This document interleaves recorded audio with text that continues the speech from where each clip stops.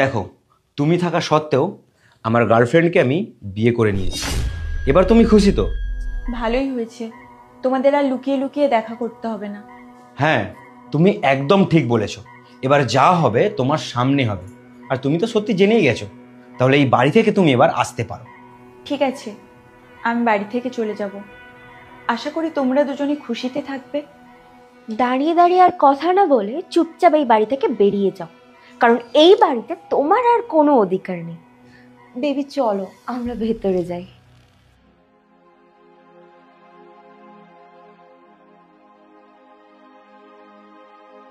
আজকে অফিসে অনেক কাজ ছিল, ক্লান্ত হয়ে গেছি আমি।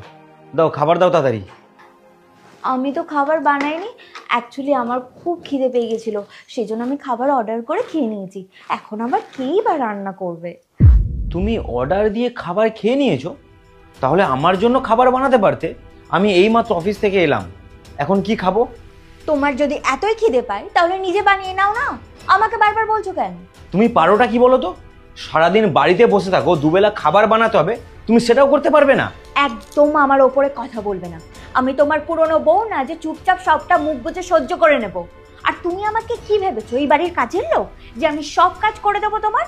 তোমার যেহেতু খিদে পেয়েছে তুমি নিজে খাবার বানিয়ে খেয়ে নাও।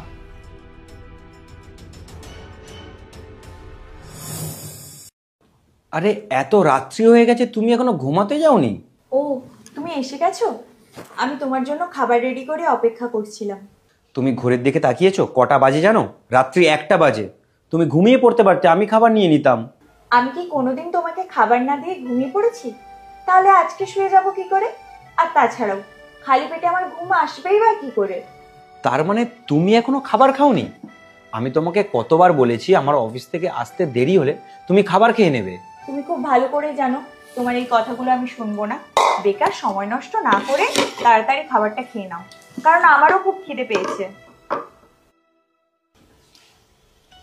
তুমি কখনোই শোধরাবে না। তোমার হাতের টেস্ট বেড়ে গেছে নাকি খাবারের টেস্ট বেড়ে গেছে বোঝা খুব মুশকিল। নাও নাও, বেশি কথা না বলে খেয়ে নাও। ঠিক আছে পায়েল, আজকে সন্ধ্যাবেলা আমার মা বাবা আসবে। কি? তুমি ওনাদের জন্য ভালো কিছু রান্না করো। তোমার মা বাবা এখানে আসছে, আমাকে আগে বলনি কেন? আর তুমি কাকে জিজ্ঞাসা করে তোমার মা বাবাকে এখানে আসতে বলেছো? এটা তুমি কি বলছো পায়েল? আমার মা বাবা আমার বাড়িতে আসবে, এতে জিজ্ঞাসা করার কি আছে? আর তাছাড়া ওনারা যখন খুশি আসতে পারে। তুমি ভুল ভাবছো পবিত্র, এই বাড়িটা এখন আমার নামে, তাই এই বাড়িতে কাউকে আসতে হলে তাকে আমার পারমিশন আগে নিতে হবে।